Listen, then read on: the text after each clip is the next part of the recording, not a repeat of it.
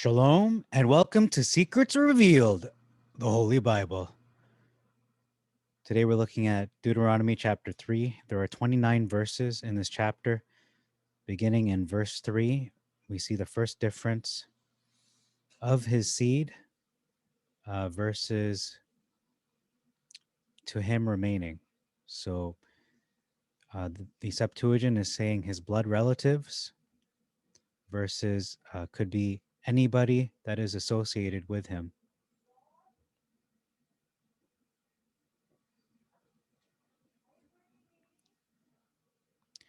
And then next we see in verse 5, very many cities.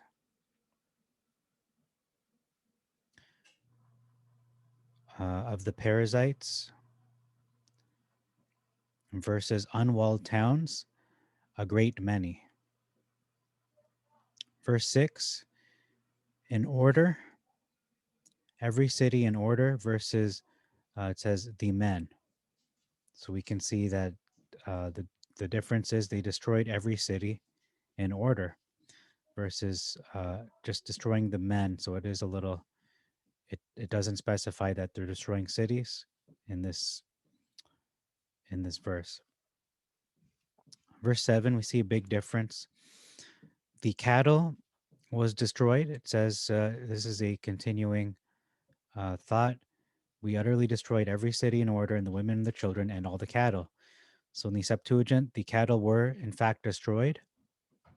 However, in the Masoretic, it does describe that they destroyed the men, women, children of every city, but all the cattle and the spoil of the cities we took for a prey to ourselves. So a big difference here that they in fact killed the cattle in the Septuagint, but in the Masoretic, no, we didn't kill the cattle, we kept them. So can get more different than that, I think. Verse 8, beyond Jordan versus on this side Jordan. Verse 16, the border. It says the border between the brook versus half the valley and the border. It also says the brook is the border versus the river, the river Jabbok, which is the border. So actually they are saying the same thing because in the last video I did explain how the brook of Jabbok is the same as the river of Jabbok. However, a brook does not flow into the ocean. The rivers do flow into the ocean. So that would mean technically Jabbok and Arnon are not rivers. They are technically not rivers, brooks, or otherwise. They are scripturally brooks, not rivers. And Araba and Jordan in verse 17. And Araba and Jordan are the boundary of Machanareth, even to the sea of Araba, the salt sea under Ashdod, Phazga eastward.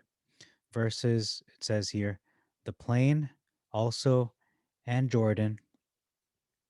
So instead of Araba, it's saying the plain, possibly just a translation, and the coast thereof, instead of the boundary, from Chinnereth even to the sea of the plain.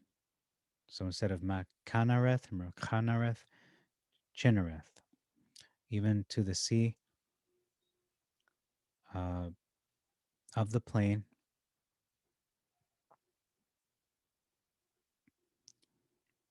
And then it says here, under Ashdod, Pisgah, eastward. Next, we will look at verse 18. Everyone that is powerful versus all that are meet for war, for the war, meaning someone that is elite versus someone just meets the standard. Verse 21 says thither, which means a specific place. cross over thither versus whither thou passest. So whither can mean wherever you may go. It's not a specific place.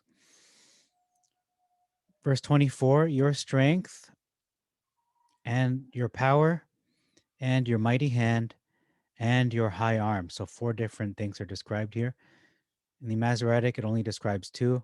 It says here, your greatness and your mighty hand. So there's an omission of strength, power, and high arm. Unless you equate strength with greatness or greatness with power, there's still at least one missing. And then you have the mighty arm missing as well. And we see here, will do, who will do as you have done versus who can do. So one is saying other people have the ability to do, but the other was saying no one else has the ability to do it. Anyhow, it is an interesting difference. The Septuagint is saying who is going to do as you have done, and then who can do. In either case, I think it's pretty similar. It's not wildly different. Verse 25, we have an addition of I pray thee. That was added here. I pray thee. Verse 26, did not regard me, versus was wroth with me. So again, there's that narrative of the Old Testament God, or the Old Testament Elohim being an angry Elohim and being authoritarian and dictatorial and just being altogether just more mean-spirited, I guess. People uh, characterize the Old Testament God as being such. However, it says he did not regard me, not that he was angry. I think we see a lot of that, and the difference is that he's not always angry. He wasn't wrath in this case. Verse 28, we have an omission here of all. The inheritance of all the land. He shall give them the inheritance of all the land, not just the land, but all the land, which you have seen, past tense, versus shall see, which has not been done yet. So that's all I have for you today, or I should say for this chapter, Deuteronomy chapter 3. Thank you very much for your time. May God bless you and make your way prosperous. For Secrets Revealed, the Holy Bible, this is Jack Knight signing off. Peace be unto you from the Father and the Son, Christ Jesus, Joshua the Anointed One. Till next time, we'll look at Deuteronomy chapter 4. Shalom.